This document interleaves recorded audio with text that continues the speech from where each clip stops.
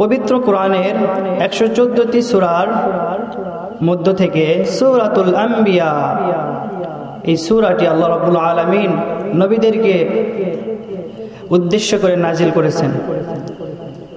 সূরাতুল আম্বিয়ার ছোট্ট একটি আয়াতে কারিমা আমি পেশ করেছি আপনাদের সামনে। আল্লাহ সুবহানাহু ওয়া তাআলা যদি চান, ইনশাআল্লাহ এই আয়াতের উপর কিছু কথা বলার চেষ্টা করব। বলেন ইনশাআল্লাহ, সকলে বলেন ইনশাআল্লাহ। আল্লাহ রাব্বুল আলামিন কোরআনের মধ্যে বলতেছেন, ওয়ামা আরসালনাকা ইল্লা রাহমাতাল লিল আলামিন। ও নবী, আপনি গোটা বিশ্বের জন্য রহমত। আমি আপনাকে গোটা বিশ্বের জন্য রহমত করে প্রেরণ করেছি, শুধু মানব গোষ্ঠীর জন্য নয়, দানব গোষ্ঠীর জন্য নয়, পশু পাখির জন্য নয়, প্রাণীকুলের জন্য নয়, জিন জাতির জন্য নয়, ফেরেশতা কুলের জন্য নয়, গোটা বিশ্বের জন্য রহমত করে বিশ্ব নবীকে প্রেরণ করেছেন কে? সফট হার্টের মানুষ ছিলেন, কোমল হৃদয়ের মানুষ ছিলেন। বিশ্বনবী যখন রাস্তা দিয়ে হাঁটা শুরু করতেন, চলাফেরা করতেন, মানুষজন তার পিছন পিছন হাঁটা শুরু করত।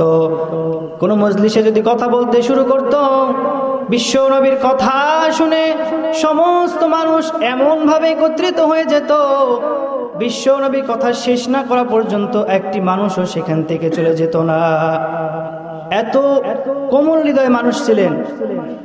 আল্লাহ রাব্বুল আলামিন বলেন, ফাবিমা রাহমাতিম মিনাল্লাহি লিনতা লাহুম ওয়ালাউ কুনতা ফাদদান গালিযাল কলবি লানফাদ্দু মিন হাওলিক। আপনার হৃদয় অনেক কোমল, আপনার হৃদয় অনেক নরম, সফট হার্টের মানুষ, এমন কোমল হৃদয়ের মানুষ আল্লাহ রাব্বুল আলামিন আমাদেরকে দান করেছেন। এই নবীর সঙ্গে কারো তুলনা হয়? এই নবীর সঙ্গে কারো তুলনা করা যাবে? এই নবীকে আল্লাহ রাব্বুল আলামিন বিশেষ বিশেষ কিছু গুণ দ্বারা দুনিয়ায় প্রেরণ করেছেন, যেই সমস্ত গুণ অন্য কোন নবী রাসূল কেউ দেন নাই। বিশ্ব নবীকে বিশেষ বিশেষ গুণে গুণান্বিত করেছেন আল্লাহ সুবহানাহু ওয়া তাআলা। কি কি গুণে আল্লাহ সুবহানাহু ওয়া তাআলা বিশ্ব নবীকে গুণান্বিত করেছেন আমরা শুনবো। শুনতে রাজি আছেন তো আপনারা?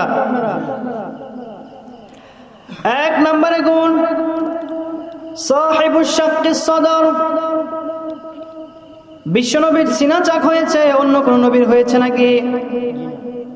সাহিবুশ শাক্কিস সদর।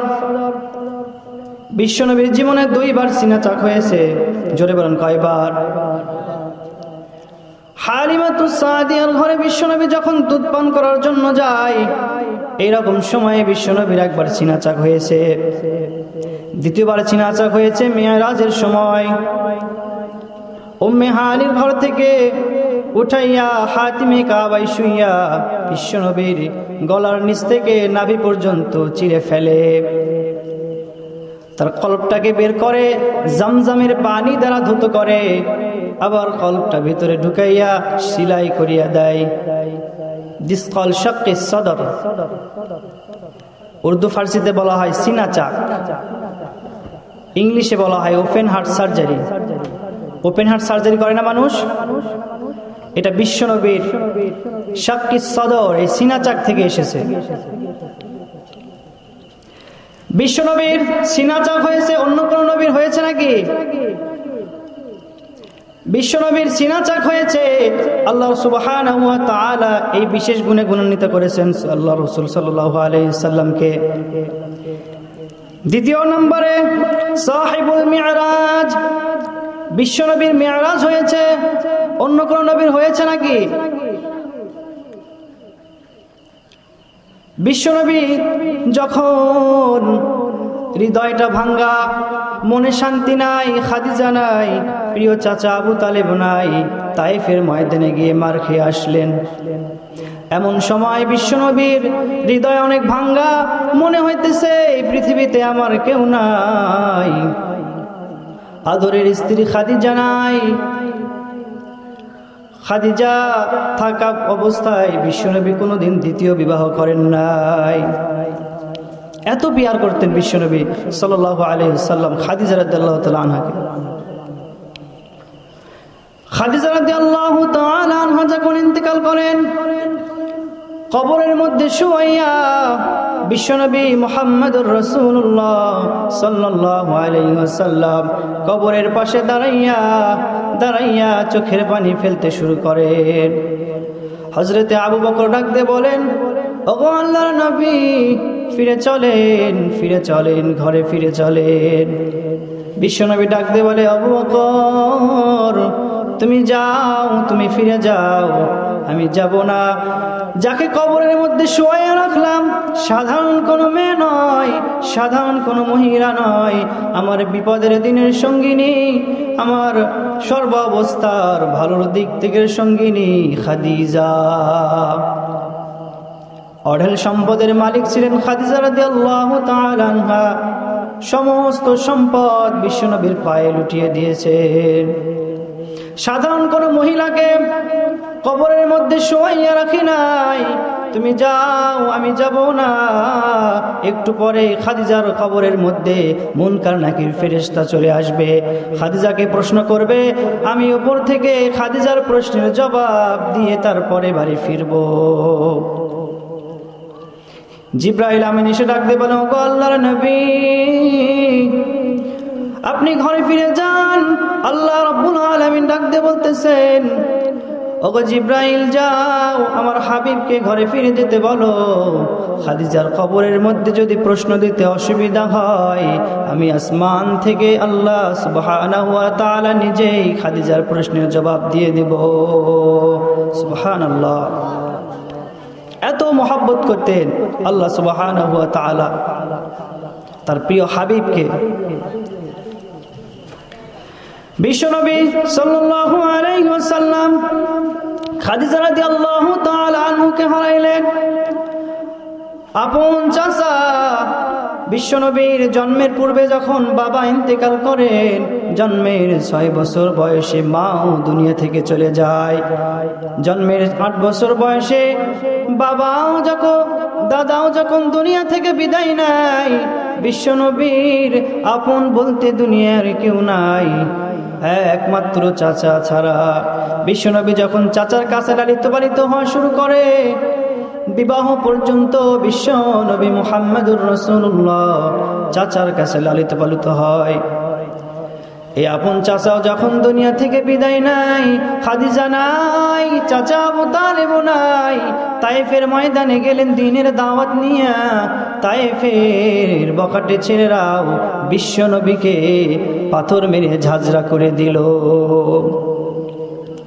খেয়ে না খেয়ে দিন প্রচারের কাজে নিজেকে দিয়েছ বিলিয়ে, তায়েফের কাফিরেরা চিনল না সে আলো, দুষ্টু ছেলেদের পিছু দিল লেলিয়ে। খেয়ে না খেয়ে দিন প্রচারের কাজে নিজেকে দিয়েছ বিলিয়ে, তায়েফের কাফিরেরা চিনল না সে আলো, দুষ্টু ছেলেদের পিছু দিল লেলিয়ে। পাথরের আঘাতে ক্ষত বিক্ষত হয়ে সারা শরীর থেকে রক্ত ঝরে। হে রাসূল তোমাকে ভুলি আমি কেমন করে, হে রাসূল তোমাকে ভুলি আমি কেমন করে। হেরার গুহায় তোমারই ধ্যান, আসমান থেকে নামে আল কোরআন। ভাঙলো সবার ভুল তোমারই পরে, আসলো কোরআনের ছায়া তলে। খালিদ ওমর আলী আবু বকর ইসলামী ঝান্ডা নিল যে তুলে। আল আমিন তুমি ছিলে চিরদিন,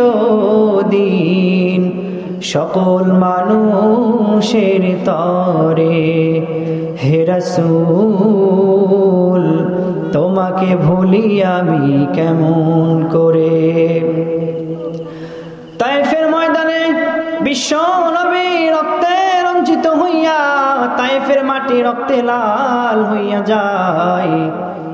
পালক পুত্রকে সঙ্গে নিয়া বিশ্বনবী তায়েফের ময়দানে দ্বীনের দাওয়াত নিয়ে যখন পৌঁছায়, বকাটে ছেলেরা চতুর্দিক থেকে পাথর নিক্ষেপ করা শুরু করে। পালক পুত্র যেই দিক থেকে পাথর আসে সেই দিকেই দাঁড়ায়, এমন ভাবে রক্তাক্ত করে বিশ্ব নবী অজ্ঞান হয়ে জমিনের মধ্যে পড়িয়া যায়। জিব্রাইল আমিন এসে ডাক দিয়ে বলে, ওগো আল্লাহর নবী, আপনার কষ্ট সহ্য হয় না, আপনি শুধু হুকুম দেন এই দুই পাহাড় দুই দিকে থেকে একত্রিত করে তায়েফবাসীকে ধ্বংস করে দেব। কেমন মায়া নবী, কেমন দয়া নবী, ডাক দিয়ে বলে, ও জিব্রাইল, তুমি যদি এই তায়েফবাসীদের ধ্বংস করে দাও, আমি দ্বীনের দাওয়াত কার কাছে পৌঁছাবো? এমন নরম হৃদয় মানুষ ছিলেন, এমন দয়াবান ছিলেন। বিশ্বনবীর হৃদয় অনেক ভাঙ্গা। খাদিজা নাই, চাচা আবু তালেব নাই, তায়েফের ময়দান থেকে মার খেয়ে রক্তে রঞ্জিত হইয়া মক্কায় যখন ফিরে আসেন, বিশ্বনবী আর দিকে তাকায় আর মনে হয় দুনিয়ায় আমার বুঝি কেউ নাই, দুনিয়ায় আমার বুঝি কেউ নাই। বিশ্বনবী জমিনের মধ্যে বসিয়া কষ্ট পায়, আরো সে বসিয়া দেখেন কে? আল্লাহ সুবহানাহু ওয়া তাআলা প্ল্যান করতেছেন, প্রোগ্রাম করতেছেন। জিব্রাইলকে ডাক দিয়ে বলে, ও জিব্রাইল, যাও যাও, আমার হাবিবকে সুসংবাদ দাও। আমার হাবিবের কষ্ট আমার সহ্য হয় না রে জিব্রাইল, আমার হাবিবকে একটি সারপ্রাইজ দেব, একটি উপাধি দিব, তোমার হাত দিয়ে সেটা দিতে চাই না। যাও যাও, আমার হাবিবকে দুনিয়া থেকে উঠাইয়া আমার আরশে আজিমে নিয়ে আসো। সাহিবুল মিরাজ, বিশ্বনবীর মেরাজ হয়েছে। পৃথিবীর কোন নবীর হয়েছে নাকি? বিশ্বনবীর মেরাজ হয়েছে, অন্য কোন নবীর হয়েছে? হয় না। এমন এক মুজিজা আল্লাহ সুবহানাহু ওয়া তাআলা বিশ্বনবীকে দান করেছে। কত প্ল্যান প্রোগ্রাম বিশ্বনবীকে নিয়ে। আল্লাহ সুবহানাহু ওয়া তাআলার হাতিমে কাবা থেকে বিশ্বনবীকে বরকে নিয়ে একটি ফাঁকা জায়গায় নিয়ে গেল, মরুভূমির মধ্যে। জিব্রাইল আমিন ডাক দিয়ে বলতেছেন, ও হাবিব, এখানে নামাজ আদায় করুন। 2 রাকাত নামাজ আদায় করলেন। বিশ্বনবী ডাক দিয়ে বলতেছে, ও জিব্রাইল, এটা কোন জায়গা? আমি তো চিনি না। ডাক দিয়ে বলতেছেন, ওগো আল্লাহর নবী, এটা সেই জায়গা যেখানে কিছুদিন পর আপনি হিজরত করে আসবেন। এটার নাম হচ্ছে ইয়াসরিফ, মদিনা। এরপরে সেইখান থেকে নিয়ে বিশ্বনবীকে একটি পাহাড়ের উপর রাখলেন, বললেন, ও হাবিব, এখানে 2 রাকাত সালাত আদায় করুন। বিশ্বনবী সালাত আদায় করার পর জিব্রাইলকে ডাক দিয়ে বলতেছেন, ও ভাই জিব্রাইল, এটা কোন জায়গা?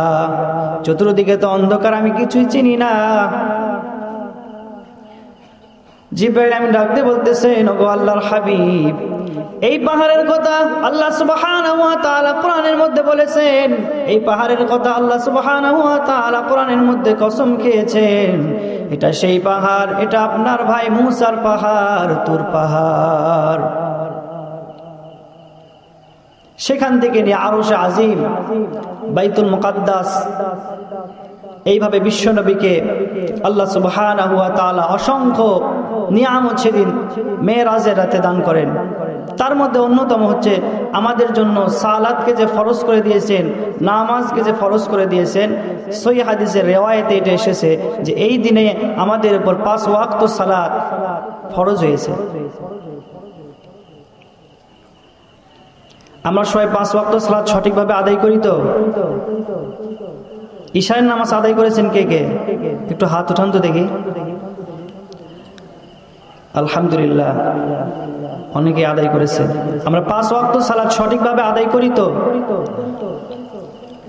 কিয়ামতের দিন সর্বপ্রথম বান্দার যে হিসাবটা নেওয়া হবে, এটা হচ্ছে বান্দার সালাতের হিসাব নেওয়া হবে, নামাজের হিসাব নেওয়া হবে।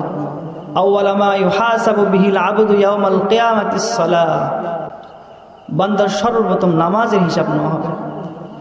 আপনার আমার নামাজের হিসাব যদি ভালো হয়, সঠিক হয়, অন্যান্য হিসাবগুলো আসান হবে, সহজ হবে।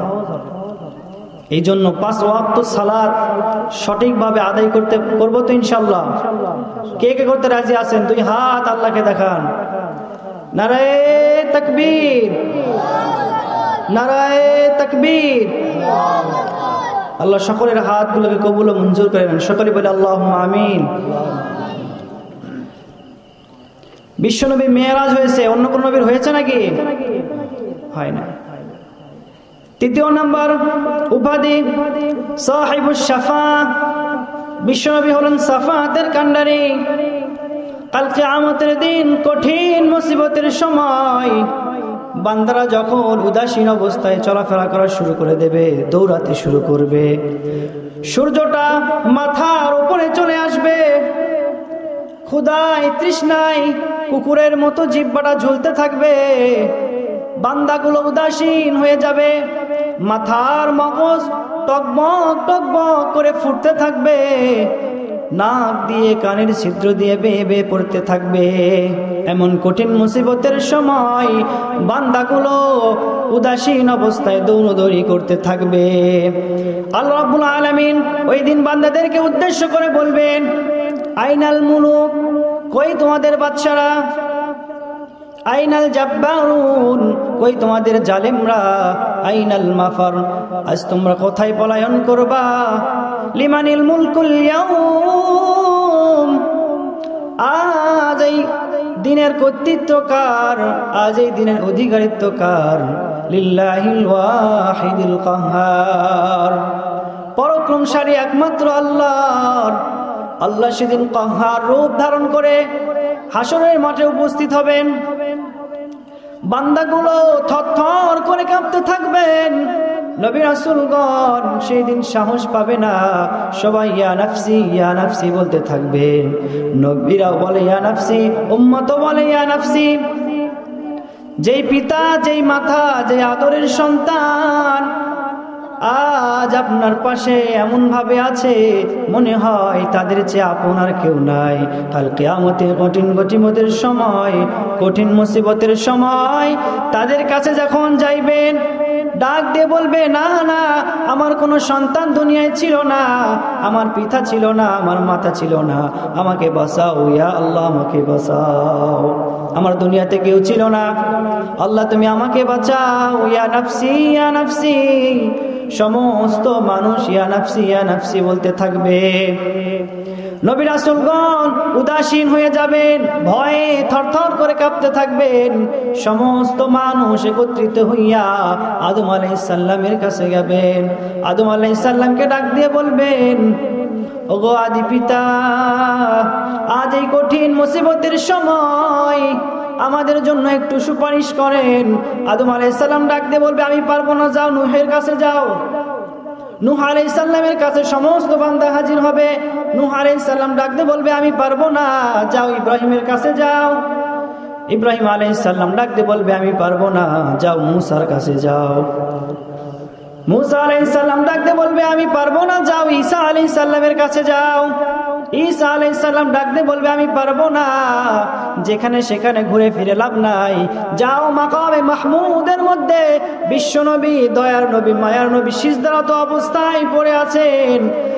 আজ একমাত্র তিনি ছাড়া সুপারিশ করার ক্ষমতা কারো নাই। সমস্ত বান্দা একত্রিত হইয়া মাকামে মাহমুদের চতুর্দিকে বেষ্টন করে নেবেন। সমস্ত নবী, সমস্ত উম্মতের জিকির ইয়া নাফসি ইয়া নাফসি, বিশ্ব নবীর জিকির ইয়া উম্মতি ইয়া উম্মতি। বিশ্ব নবী বলেন, লিকুল্লি নাবিয়্যিন দাওয়া মুস্তাজাবা, সমস্ত নবী রাসূলগণকে আল্লাহ সুবহানাহু ওয়া তাআলা একটি স্পেশাল দোয়া দান করেছিলেন, যে দোয়া করলে আল্লাহ সুবহানাহু ওয়া তাআলা কবুল করে নিতেন। বিশ্বনবী দুনিয়ার মধ্যে এত কঠিন কঠিন মুসিবতের মধ্যে থাকার পরেও বিশ্বনবী উম্মতের জন্য এই দোয়াটা কখনোই করেন নাই। কাল কিয়ামতের দিন মুসিবতের সময়, কঠিন মুসিবতের সময় আমার আপনার জন্য সুপারিশ করে বিশ্বনবী আমাদেরকে জান্নাতে নিয়ে যাবেন। দাওয়া মুস্তাজাবা। বিশ্বনবী যখন মাকামে মাহমুদের মধ্যে সিজদারত অবস্থায় কান্না শুরু করবেন, আল্লাহ রাব্বুল আলামিন বলবেন, ওগো হাবিব, আপনার কষ্ট আমার সহ্য হয় না, ইরফা রাসাক, মাথা উঠান, সালতুতা, এবার চান, কি লাগবে আপনার? ওয়াশফা তুশাফা, যার জন্য সুপারিশ করবেন তাকেই মাফ করে দিব। বিশ্বনবী মাকামে মাহমুদের মধ্যে সিজদারত অবস্থায় থাকবেন। সিজদারত অবস্থা থেকে উঠবেন, বান্দাদের জন্য সুপারিশ করবেন। যার জন্য সুপারিশ করবে তাকে আল্লাহ সুবহানাহু ওয়া তাআলা মাফ করে দেবেন। সাহিবুশ শাফাআহ,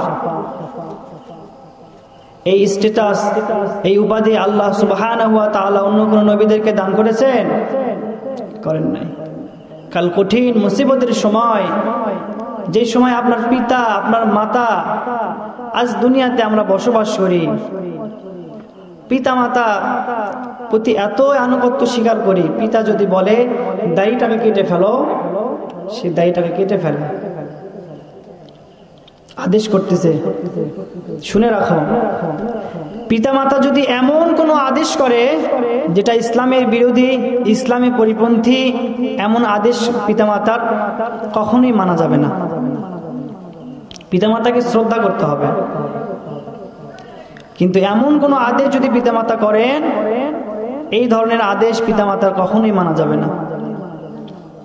আর সেই পিতামাতার আনুগত্য এমন ভাবে করতেছে বান্দারা, আনুগত্য করার ক্ষেত্রে বিশ্বনবীকে অবমাননা করে, করা যাবে না। আল্লাহ সুবহানাহু ওয়া তাআলা বিশ্বনবীকে বিশেষ বিশেষ উপাধি দান করেছেন। কাল কিয়ামতের দিন কঠিন মুসিবতের সময় বান্দাকে তিন ভাবে প্রশ্ন করা হবে। কয়ভাবে? তিন ভাবে প্রশ্ন করা হবে। আপনারা সবাই মিলে নেবেন কার কার সঙ্গে তিনটা ভাগ মিলে যায়, জানার দরকার আছে কিনা? আছে? এই তিনটা জিনিস থেকে সবাই বেঁচে থাকার চেষ্টা করবেন, পরে ইনশাআল্লাহ পারবেন তো ইনশাআল্লাহ। আমরা এখানে বসেছি, আমরা অনেক কাহিনী শুনি, অনেক সিরাত শুনি, অনেক ঘটনা শুনি, কিন্তু আমলে নিতে পারি না, কোনো ফায়দা হবে না। আমলে নিতে হবে। যদি এগুলো আমলে নিতে পারি তাহলে আমি মোকাম্মেল, কামেল, পরিপূর্ণ একটা ইসলাম পাবো। পারবো তো ইনশাআল্লাহ? আমরা সবাই সমস্ত কথা শুনবো এবং আমলে নেওয়ার চেষ্টা করব। কিয়ামতের দিন বান্দাকে আল্লাহ সুবহানাহু ওয়া তাআলা তিন ভাবে প্রশ্ন করবেন। বান্দাকে প্রশ্ন করা হবে, বান্দা তুমি গুনাহ করেছো কেন? প্রথম অবস্থায় বান্দা আল্লাহ সুবহানাহু ওয়া তাআলার কথাকে অস্বীকার করবেন। বান্দা বলবেন, আল্লাহ আমি গুনাহ করি নাই, আমি কখনোই গুনাহ করি নাই। আল্লাহ সুবহানাহু ওয়া তাআলা ডাক দিয়ে বলবেন, ও বান্দা তুমি যে অস্বীকার করতেছো তুমি গুনাহ করো নাই, তুমি যে জমিনের মধ্যে বিচরণ করেছো, যে জমিনের মধ্যে বসবাস করেছো, আর সেই জমিন তোমার পক্ষে না বিপক্ষে সাক্ষী দেয় তুমি নিজেই দেখো। ওই দিন মানুষগুলো বলতে থাকবে, অকালাল ইনসানু মা লাহা ইয়াউমাইযিন তুহাদ্দিসু আখবারাহা। সেই দিন জমিন তার সমস্ত বোঝাগুলোকে বের করে দেবেন। মানুষ বলতে থাকবে, এর কি হলো, এর কি হলো? আপনি যে জমিনের মধ্যে বিচরণ করেছেন, যে জমিনের মধ্যে বসবাস করেছেন, সেই জমিন আপনার কাছে সিসিটিভির ফুটেজের মতো উপস্থিত করা হবে। আপনি কেমন ভাবে দুনিয়ায় বসবাস করেছেন, সঠিক পন্থায় বসবাস করলে সিসিটিভির ফুটেজের মতো আপনার সামনে উপস্থিত করা হবে। প্রথম প্রশ্নে যখন বান্দা ধরা খাবে, দ্বিতীয়বার বান্দাকে প্রশ্ন করা হবে, বান্দা তুমি গুনাহ করেছো কেন? দ্বিতীয়বার বান্দা বলবে, আল্লাহ আমি তো গুনাহ করি না, ইচ্ছা করে গুনাহ করি নাই, আমার এই দেহের খাইশিয়াতের জন্য গুনাহ করেছি, হাতের জরুরতের জন্য গুনাহ করেছি, পায়ের জরুরতের জন্য গুনাহ করেছি, মুখের জরুরতের জন্য গুনাহ করেছি, কানের জরুরতের জন্য গুনাহ করেছি, চোখের জরুরতের জন্য গুনাহ করেছি।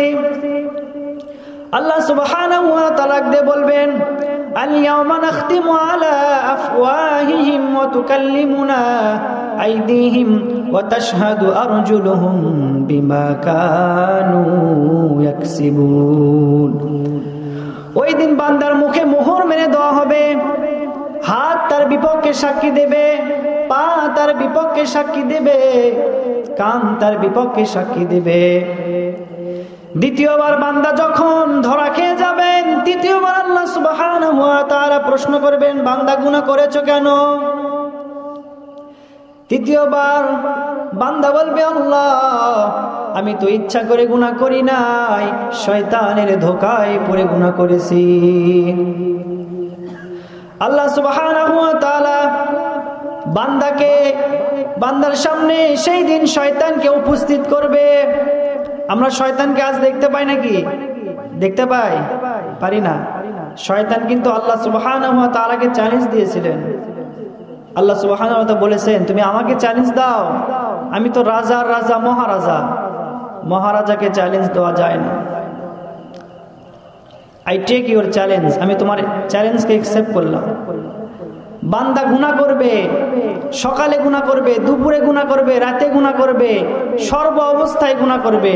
কোনো এক মজলিসে এসে, কোনো এক নামাজে সিজদারত অবস্থায়, অথবা মধ্যরাতে যায় নামাজ বিছায়া তাহাজ্জুদের নামাজে দুই ফোঁটা চোখের পানি ফেলে আমার কাছে কান্না করবে, গুনাহ মাফ চাবে, আমি মাফ করে দেব, তুই কি করবি? আল্লাহ সুবহানাহু ওয়া তাআলা চ্যালেঞ্জকে অ্যাকসেপ্ট করেছে। বান্দা বল, শয়তান এইভাবে আল্লাহ সুবহানাহু ওয়া তাআলার সঙ্গে চ্যালেঞ্জ করেছে, আমি বান্দাকে ডান দিক থেকে ধোঁকা দেব, বাম দিক থেকে ধোঁকা দেব, সামনে থেকে ধোঁকা দেব, পেছন থেকে ধোঁকা দেব, উপর থেকে ধোঁকা দেব, রগের শিরায় শিরায় যায় ধোঁকা দেব, মাজরাদ দাম যেখান থেকে রক্ত চলাচল করে সেখানে গিয়ে ধোঁকা দেব।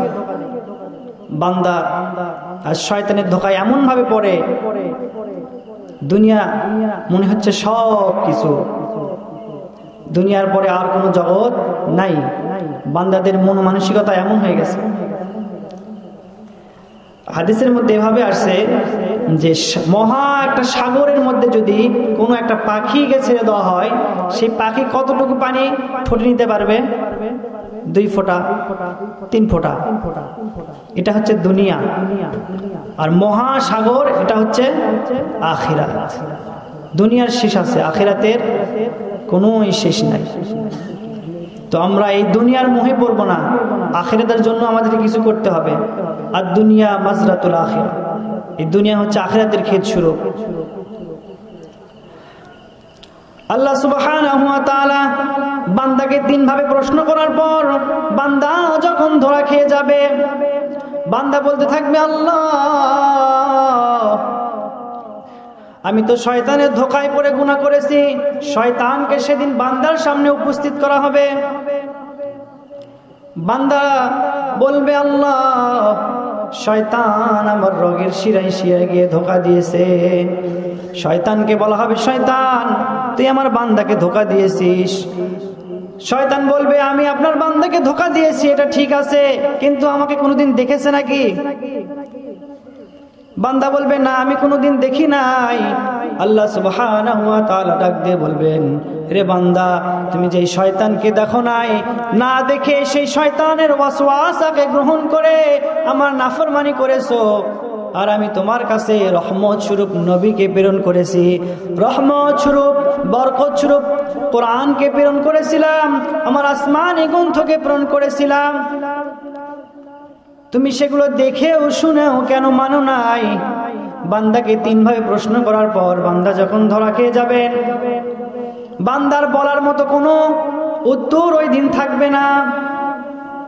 আল্লাহ সুবহানাহু ওয়া তাআলা বলবেন, তারপরেও তুমি আখিরি নবীর উম্মত, আমার হাবিব তোমার জন্য সুপারিশ করেছেন, যাও যাও তুমি জান্নাতের মধ্যে প্রবেশ করো। তিন ভাবে প্রশ্ন করবে। এক নম্বরে, বান্দা তুমি গুনাহ করেছো কেন? প্রথম নম্বরে বান্দা অস্বীকার করবে, কিন্তু সেই দিন অস্বীকার করে কোনো লাভ হবে? কোনোই লাভ হবে না। আপনি যে জমিনে বসবাস করতেছেন আজ, এই জমিন আপনার বিপক্ষে সাক্ষী দেবে কোন কোথায় আপনি গুনাহ করেছেন। লোকের আড়ালে গোপনে গোপনে গুনাহ করেছেন, কাল হাসরের মাঠে আপনার হাতে আপনার আমলনামা দেওয়া হবে। ইকরা কিতাবাক কাফা বিনাফসিকাল ইয়াউমা আলাইকা হাসিবা। বান্দার হাতে তার আমলনামা দেওয়া হবে এবং বলা হবে, বান্দা পড়ো, আজকে তোমার আমলনামা পড়ার জন্য তুমি নিজেই যথেষ্ট। বান্দা তার আমলনামা দেখবে আর বলতে থাকবে, এটা কেমন গ্রন্থ, এটা কেমন আমলনামা। আমি লোকের সামনে যে গুনাহগুলো করেছি, এই গুনাহগুলো তো এখানে লিপিবদ্ধ করা আছে, এরপরও আমি অন্ধকারে লোকের আড়ালে যে ছোট্ট ছোট্ট গুনাহ করেছি, লা ইউগাদিরু সগীরাতান ওয়ালা কাবীরাতান ইল্লা আহসাহা। সেই ছোট্ট ছোট্ট গুনাহ এখানে লিপিবদ্ধ করা হয়েছে। ওরে বান্দা, তুমি কি ভেবেছো আমি অন্ধকারে গোপনে নিরালায় ছোট্ট ছোট্ট গুনাহ করি, কেউ দেখবে না? না না, তোমার দুই কাঁধে দুইজন ফেরেশতাকে নিযুক্ত করা দেওয়া হয়েছে। ফামান ইয়ামাল মিসকাল যাররাতিন খায়রান ইয়ারা ওয়া মান ইয়ামাল মিসকাল যাররাতিন শাররান ইয়ারা। সরিষা পরিমাণ যদি গুনাহ করো, সেটা লিপিবদ্ধ করা হবে। সরিষা পরিমাণ যদি নেকির কাজ করো, সেটাকেও লিপিবদ্ধ করা হবে। বান্দা গুনাহ করবে, নৈরাশ হওয়ার কোনো দরকার নাই। প্রত্যেকটা মানুষের ভুল আছে, প্রত্যেকটা মানুষের ভুল আছে। ভুল ছিল না নবী রাসূলদের, তিনারা ছিল মাসুম। কিন্তু আমাদের আপনাদের ভুল আছে কিনা? নৈরাশ হওয়ার কোনো কারণ নেই। আল্লাহ তাআলা বলতেছেন, লা তাকনাতু মির রাহমাতিল্লাহ ইন্নাল্লাহা ইয়াগফিরুয যুনুবা জামিআ ইন্নাহু হুয়াল গফুরুর রহিম। বান্দা নৈরাশ হয় না আমার রহমত থেকে, ফিরে আসো আমার দিকে। বান্দা যদি তওবা করে আল্লাহর দিকে ফিরে যায়, আল্লাহ সুবহানাহু ওয়া তাআলা বান্দার সমস্ত গুনাহগুলোকে মাফ করে দেবেন। সাহিবুশ শাফাআহ, বিশ্বনবী শাফাআতের কান্ডারি। অন্য কোন নবী এই উপাধি পেয়েছে নাকি? পায় না। বিশ্বনবীর অন্য আরেকটি উপাধি হচ্ছে সাহিবুল মাকাম আল মাহমুদ। মুহাদ্দিস